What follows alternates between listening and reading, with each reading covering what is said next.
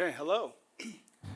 I would be remiss. I promised my 4-year-old daughter that I would share this. I talked to her this morning and asked her what I should impart or what I should say.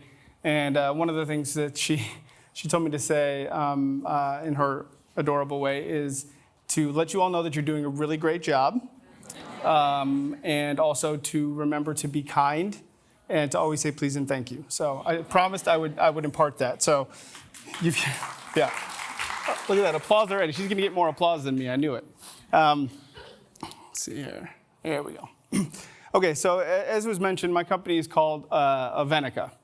And in everything we do at Avenica, we have this kind of underlying obsession with the idea of potential. Potential is a word that's thrown around a lot, right? But it's a word that, I think it's worth kind of examining a little bit further.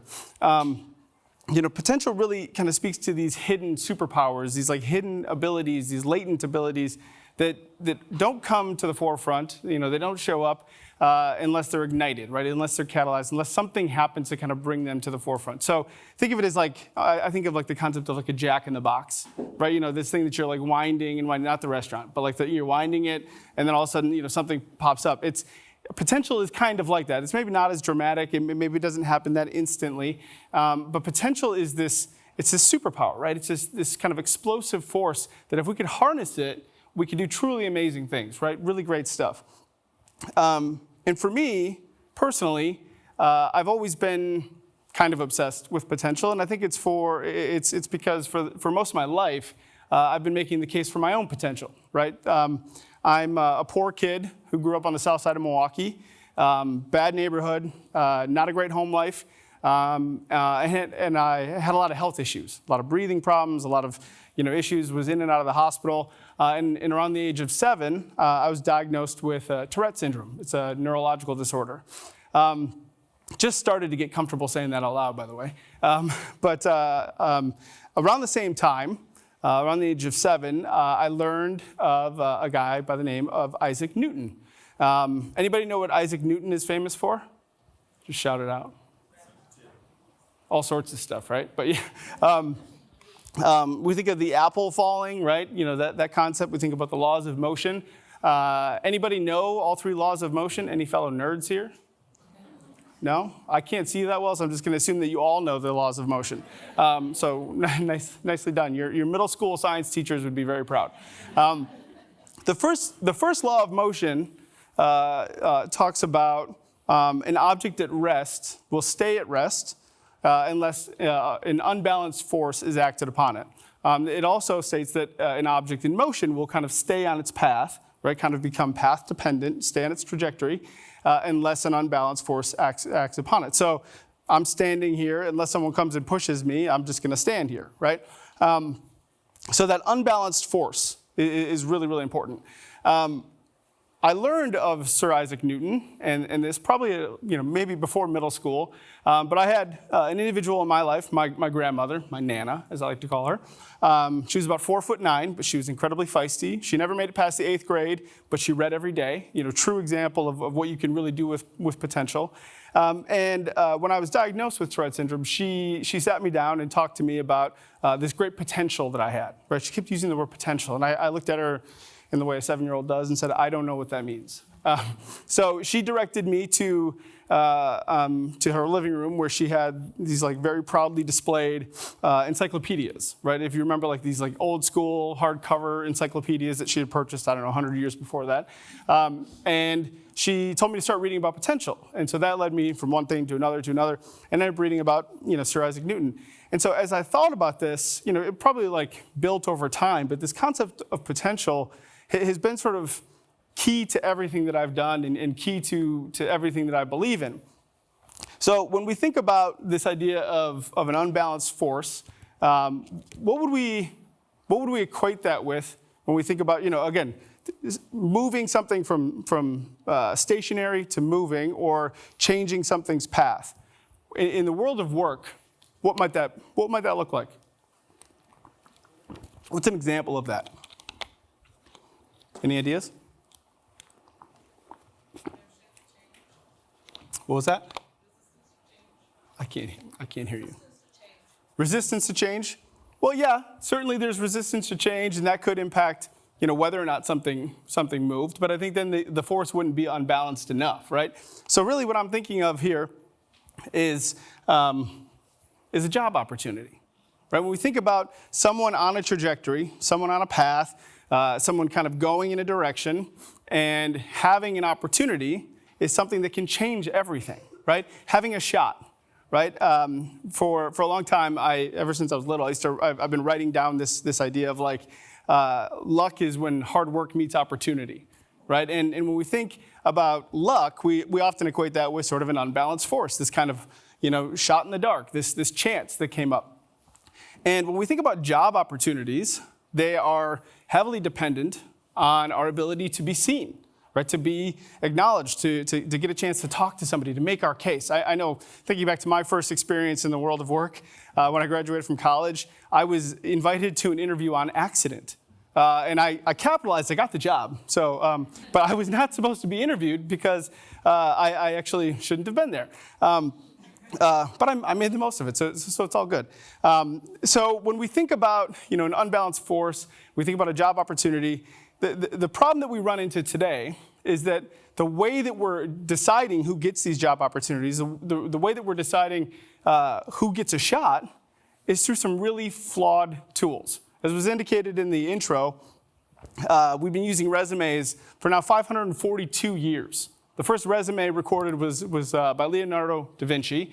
And in this resume, he talked about all the different things he could do and all of the many great ideas he had. At this point, he had not demonstrated really any of those. And the very last thing he mentioned is that he paints a little bit. And that's the only thing he'd ever actually done to that point is painting. And he was a good painter, so we'll give him that. But so we've been using things like resumes and job descriptions as our tools to kind of translate potential into impact.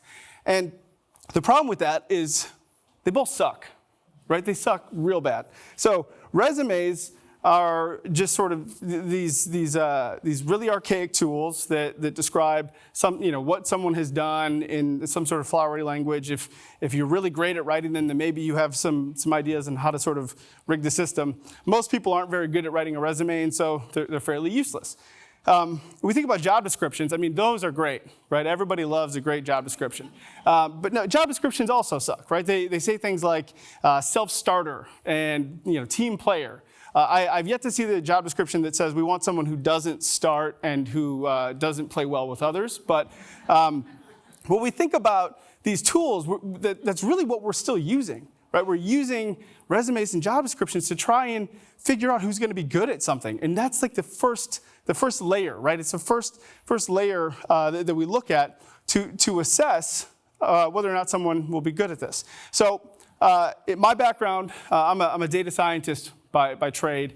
And when I was coming out of a PhD program, my first official job out of a PhD program was at Manpower Group. I was one of their first data scientists that they ever hired. So Manpower, big human capital company.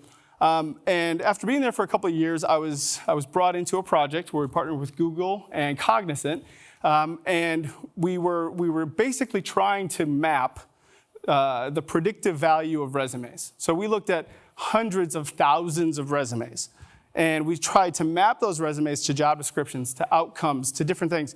We tried for over a year. We spent a ton of money doing it. I don't even know how much money we spent doing it, and we found zero predictive value. Zero. So you can imagine how thrilled the executives were to hear that this big endeavor amounted to nothing. But to me, as sort of an academic by trade, again, I thought this is great news, right? This confirms that these tools that they really do suck, right? That they really have no value. And if they really have no value, then why are we using them? And everyone, sort of agree with that. And I guarantee you, if I went to any single one of you and asked you, do you think resumes are a good indicator of potential? You would say, hell no. But if I also went to you and said, hey, I've got this really great candidate. I see you have an open job. Would you be interested in talking to them? What's the first thing you would ask me for? Resume, right? It's like collective insanity, right? So we can do better. We can do better. And so at Avenica, that's what we're attempting to do. And we're attempting to do that through three key areas: access, data, and coaching. Access starts with this idea of giving more people a chance to be looked at, right? To get the accidental interview, as I did, right? That doesn't happen enough. We have too many filtering schemes and matching algorithms to try to figure out who's going to be interviewed and who we're going to talk to and who we're going to call for a 5-question, filter screen. It's nonsense, and it's all built on trying to sort of, cull the herd. It's all trying to try and get to a smaller number, which I get from an efficiency perspective, but we can use data to refine that and to get better at it. We need to start by opening up the funnel, right? To really starting to open up access. Then we go into data, which is, we live in this digital age, right? We have digital breadcrumbs everywhere we go. Each of us could go into Google and type in the word pizza, and we'd get different responses because it's catered to our usage, our preferences, all the data about us. But we're still relying on these really old tools, right? So we can use data differently and better to better predict performance, better predict fit, and better predict potential. And then coaching. Coaching, and I don't mean, high-intensity performance coaching. I'm talking about the kind of coaching that is what I believe to be the most meaningful, which is giving someone agency, right? Or thinking of something as a +1 skill. You have somebody who's tremendous, who can do all of these great things, but they don't have that one thing, that one skill that they really need. Maybe it's a technology, maybe it's experience doing this thing or that thing, but you teach them that one skill, you give them that agency, you give them a little bit of hope, and watch them fly, right? So these are the 3 things that we do. I'm going to talk about each of them in a little greater detail. So when we think about access, I talked about kind of the digital footprint.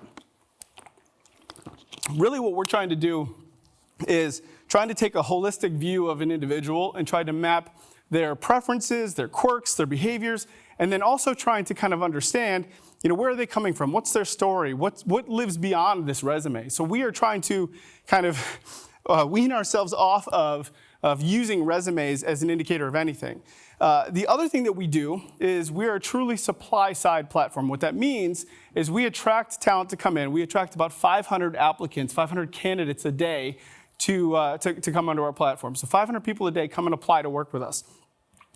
Of those 500 people, we do not restrict anyone from moving to the next level. So what we do is we put the individuals at the forefront of the process. So we ask them to do certain things. They go through certain steps. I'll talk more about that in a second. But by creating this access, by opening up the access, not by saying, hey, submit an application, and then we'll see if we want to send you a bogus email saying thanks but no thanks. We are basically saying, hey, if you apply, you get to continue. You are in charge of moving forward. So we don't care what school you went to. We don't care what your degree was in. We don't care what job you had last, or where you had an internship, or who your parents are, or whatever the hell people care about. We don't care about any of that because you are the person who decides who gets to move forward. So giving people that sort of power to continue to move forward really encourages them to share, to open up, to kind of contribute to the process, which just yields more data for us to take a look at. So the next piece, we talk about data. So we use what's called a system called levels. And levels are basically micro experiences that we've created to assess how someone will do in a certain environment, how someone will do in a certain job. We use assessments, asking basic questions, learning about quirks, preferences, but then we also ask people to go through a series of digital experiences. This is an example of one of those digital experiences. So one thing we'll do is we'll have people go apply, they'll enter some information, we'll have them do some assessments, and then we'll send them a direction in an email with kind of a link that's buried to go to a website. That website will then house a video. The instructions in that video will say, watch the video. It's 7 minutes long. You can't replay it. You can only watch it once. You can't pause it. Make sure you're focused. Make sure your sound is working. All these different things.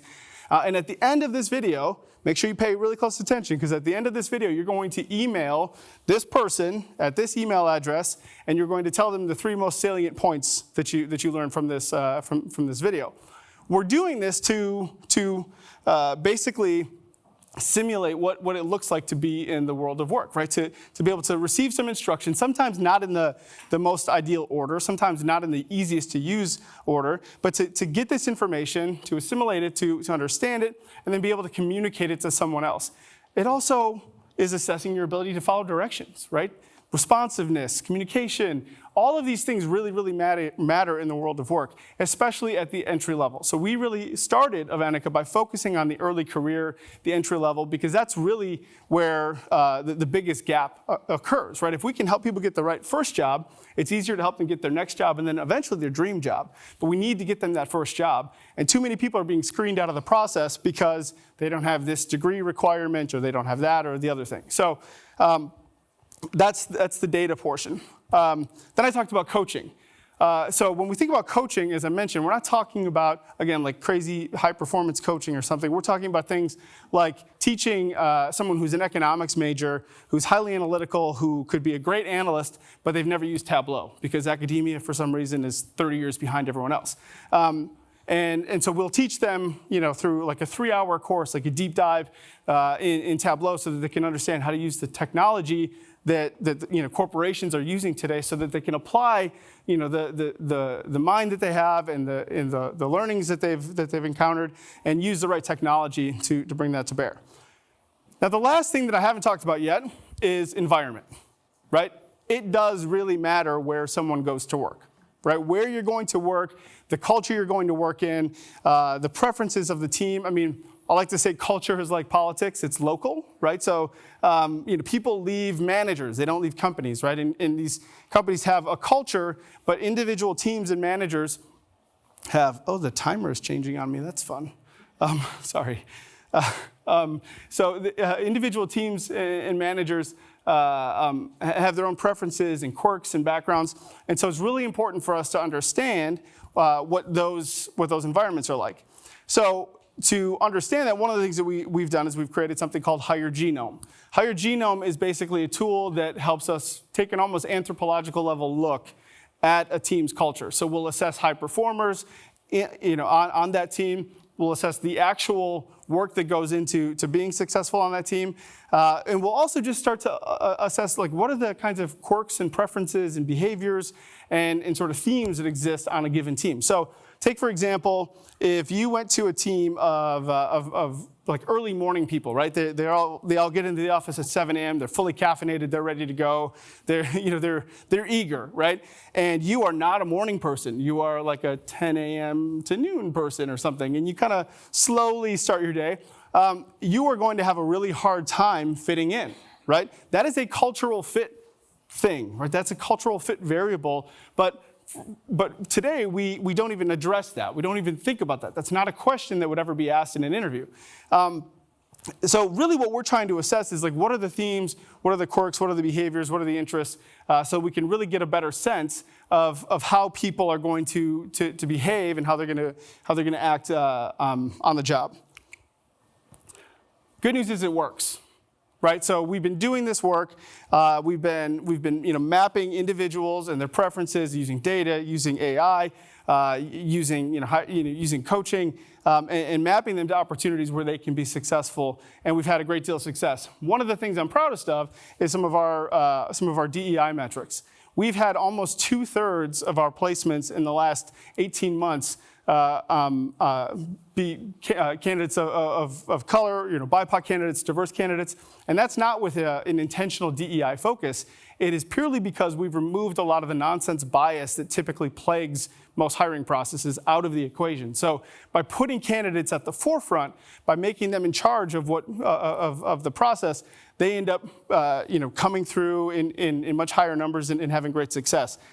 We've also had a series of people be promoted at rapid speeds. Actually, about 10% of our current hiring partners are people that were originally placed by us within the last couple of years. So people are coming back and saying, hey, what you did for me, I'd like to do for other people now, and coming back to us. So we've been able to do this, and as Gigi Watkins at Allstate acknowledges, what Avenica does is magic. We've been able to make this magic happen over and over and over again.